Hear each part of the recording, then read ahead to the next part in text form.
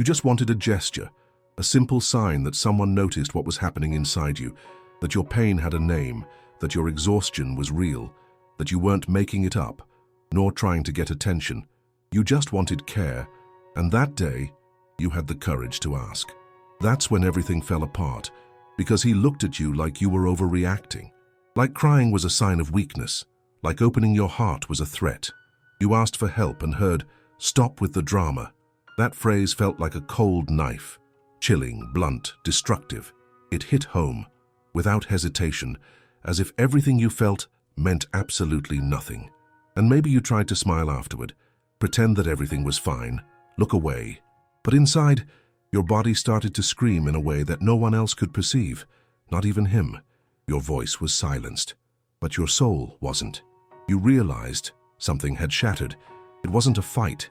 It wasn't a disappointment. It was a revelation. The truth is, you were never weak. You were just tired of being strong alone. And he didn't see that. Because someone who never allows themselves to feel can't recognize when others do. Because someone who only values toughness disregards everything gentle. And you are made of gentle strengths. You are made of layers that the world ignores. But you felt everything. Every time you tried to hold back tears, every time you swallowed your words, every time you heard it's not that serious, you realized something inside you was screaming, but what if it is? What if it is serious? What if this discouragement isn't just laziness? What if this emptiness isn't just a phase? What if this body that doesn't want to get up is truly crying out for help, but no one hears? Because people only listen to what they can bear. And your pain was too great for his ego to accept. So he preferred to call you overdramatic. It was easier to blame you than to look in the mirror. And maybe you doubted yourself. Maybe you asked yourself, am I really weak? Am I just making this up? Am I being too much for others? But inside you, another voice began to grow, more subtle, more quiet, deeper. A voice that said, you're not crazy, you're aware. You're aware that your body speaks. You're aware that your silence hid screams.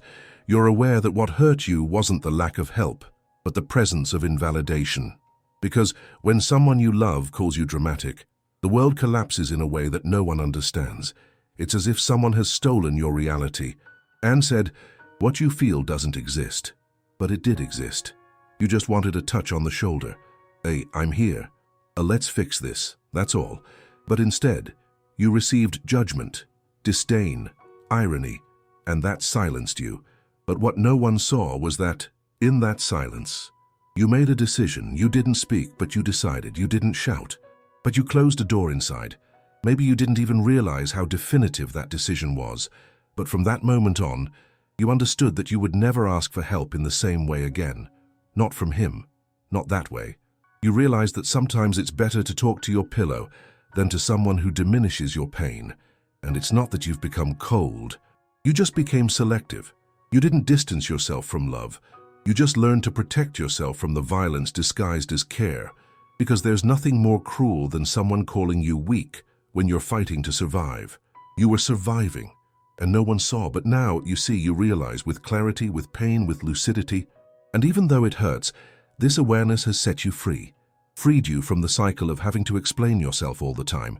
Freed you from the need to be validated by those who never saw you. Freed you from the hope that one day he would change. Because what you needed, he already had the chance to offer, and chose not to give. It wasn't negligence. It was a choice. The phrase, that's drama, didn't come out accidentally. It came from a place where your pain never had room. And maybe now, you're silent again. But it's a different kind of silence. It's the silence of emotional maturity. The silence of someone who no longer needs to prove anything. Of someone who knows how they feel, and that's that. Of someone who sees even when no one admits it. You notice, you sense the energy of unspoken words. You perceive the disguised distance of exhaustion. You see the disdain masked as advice. You recognize the abandonment wrapped in, I'm out of time. And you've learned to hold on to that, not as revenge, but as wisdom, because you know what it's like to beg to be heard. And here, you're overreacting. You know what it's like to try to explain your inner chaos and get a joke in return. You know what it's like to bleed inside and be called too sensitive. But this sensitivity is now your strength. You understood that the world is made up of hardened people, and that you, with all your pain, are still more human than many who have never cried. You realize that not being understood hurt, but to continue denying yourself would hurt even more. So today you feel without apologizing. You feel with awareness. You feel with a clean soul, because you see what many lack the courage to acknowledge in themselves. And if this caused you to lose people, maybe what you lost were just facades. Because real love doesn't diminish another's pain. Real love embraces. You know this, even if no one taught you, even if you learned it alone, you know. And this realization, no one can take away from you. Maybe now you have days when everything seems calm, and others when that silence returns, that old emptiness, that pain that seemed forgotten. But today, Atta, you know the name of it. You know it's not drama, it's not being petty, it's not an exaggeration. It's history, it's memory. It's the body trying to heal from everything that has been ignored. And every time you embrace that forgotten piece of yourself, you come home, you return to your body. You reconnect with your soul, you return to your truth. And if someone calls you dramatic again, maybe you won't even respond. Not out of indifference, but because you've learned. Not everyone deserves to know how you feel. If this has happened to you, comment, "I needed to hear this." Have you experienced something similar? Share in the comments. You didn't scream, but something in you broke, and no one noticed. He didn't notice. Because the eyes of those who live in control don't see the emotional collapse of others. Because the mind of someone who rejects their own pain can't bear the pain of anyone else. Because those who fear their own fragility turn others' fragility into ridicule. You remember the way he looked at you, with impatience, with disdain, as if you were a burden. And for a second you believed it. You carried the guilt of not being okay, as if it were a mistake, as if being exhausted was something to hide, as if being open was an act of shame. But now you realize. You see how much you diminished yourself to continue fitting in. You see how many times you swallowed your tears to keep the peace. You see how far you distanced yourself from yourself to keep someone close. You abandoned yourself, and that's the hardest thing to admit. Because what hurt wasn't just what he said to you, it was what you started to tell yourself afterward. You began to correct yourself before feeling, to prune yourself before speaking, to silence yourself before being judged. You became your own censor, and this self-censorship became a delicate prison, silent, almost imperceptible. You became functional, but empty, present, yet disconnected, smiling, but inside, living in constant alert, because now you knew. If you felt too much, you would be punished. If you needed too much, you would be humiliated. If you broke, no one would pick up the pieces. So you've learned to hide, to organize your pain into small boxes, to shelve the screams, to paint your sadness in softer colors, to call what was anguish fatigue, to call what was trauma PMS. But the body doesn't lie. It started reacting, with insomnia, with anxiety crises disguised as distraction, with shortness of breath in places where you should feel safe, with invisible tremors, with a fatigue that no one understood. And then you realized. It wasn't drama, it was consequence.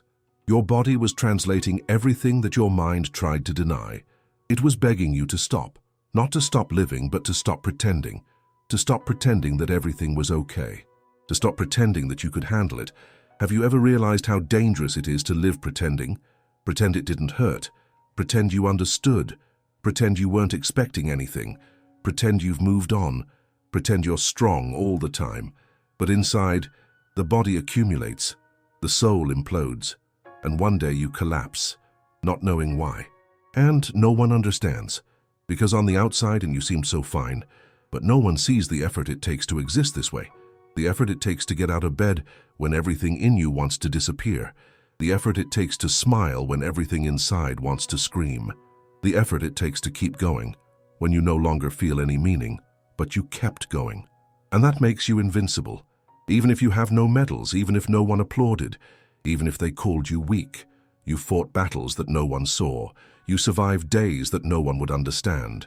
You battled against internal voices that wanted to destroy you, and you stayed. You are here, maybe hurt, maybe distrustful, maybe colder than you'd like, but here, whole in what's left, authentic in what awakened, more perceptive than ever. And now, you no longer need to prove anything to anyone. because you realized it was never about convincing others. It was always about freeing yourself from the cycle of invalidation. It was always about coming back to yourself and realize that in the end, the help you needed was different. You wanted care, but what you needed was awareness. You wanted comfort, but what you received was neglect. And that forced you to mature in a brutal way. Today, you see, with clarity, with pain, but also with lucidity, you recognize who is emotionally present and who is only physically near. You see who listens with their heart and who just responds in haste. You notice who validates your pain and who only tolerates you when you pretend not to feel. And that changes everything. It changes your friendships. It changes your relationships. It changes the way you love. It even changes the way you dress, express yourself, and occupy space. You now only allow what nourishes you. You now only accept what doesn't diminish you. And even if it still hurts sometimes, this new perspective is the greatest gift you could have given yourself, because you are not exaggerated. You just feel deeply. You are not weak. You are just tired of resisting in silence. You are not dramatic. You are too alive to pretend indifference. You are intense, sensitive, perceptive. And everything they told you to hide is now what sustains you. You are made of what others fear in themselves. You are made of emotional courage, of faith in the invisible, of truths that not everyone is ready to face. That's why you scare people. That's why they diminish you. That's why they reject you, sometimes even in silence. But now you no longer back down. You see yourself, you embrace yourself, and you no longer need to plead to be understood. You have created your own emotional territory, and anyone who wants to be near will have to know how to respect that space. They will have to come with truth. They will have to know how to listen. They will have to see beyond the surface. They will have to perceive with their heart. You have already lost too much trying to be accepted. Now, you only allow yourself to be whole, and maybe you still cry sometimes for everything they told you, for everything he couldn't see, for everything you kept to yourself. But now, the tears are no longer out of guilt. They are for release. You are cleansing what isn't yours. You are returning what doesn't belong to you. You are removing the emotional garbage that others have given you from within yourself. And that is strength, a silent strength, invisible, incomprehensible to those who only see power in rigidity, not you. You now recognize strength in surrender, in sensitivity and presence. And every time you embrace your pain with compassion, you heal generations of silence. Because what you experienced wasn't solely yours. It was an echo of many women before you, who also heard, "That's drama," who were also silenced, who also begged for care and received coldness. But you broke the cycle. Even if it's still in pieces, even if you still feel fear, you broke the cycle. And now it's just a matter of time and courage, of time and presence, of time and awareness. Because the woman who perceives doesn't return to illusion, doesn't accept crumbs, doesn't negotiate her own soul. If this resonates with you, write down below, "I'm not being dramatic, I'm being perceptive." You were silent, but your soul was never the same again. That phrase, so short, so violent, pierced through layers that no one could see, and what seemed like just a bad conversation was actually the beginning of the end of an emotional dependency disguised as hope, the end of a bond that only existed while you pretended to be less than what you felt, the end of the illusion that someone from the outside would come to save you. You realized those who don't validate your pain also can't sustain your love, because those who minimize what breaks you will never build anything solid with you. And as much as it hurt, you didn't lose yourself. You came back to your presence, came back to the body you ignored, came back to the feeling of deserving to be embraced without having to beg. Today, your perception is different. You no longer insist on places where your pain is treated as an exaggeration. You no longer explain wounds to those who laugh at scars. You no longer bare your soul to those who only want to touch the surface. You've learned, those who call you dramatic fear your depth. Those who call you weak envy your commitment.